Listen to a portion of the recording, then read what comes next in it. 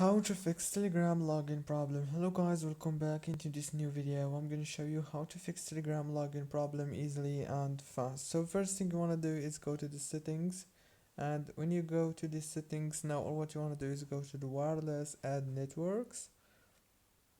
After that, enable the airplane mode for 10 seconds, and after that disable it. Go back to the settings again and then open the apps manager. When you open the apps manager, as you can see, go to the apps right here, and now all what you want to do is very simple and easy.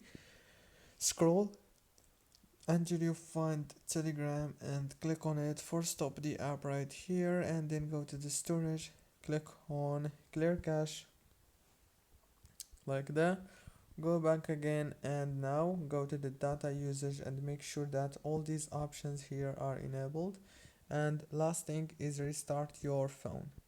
Don't forget to like and subscribe. Thank you for watching.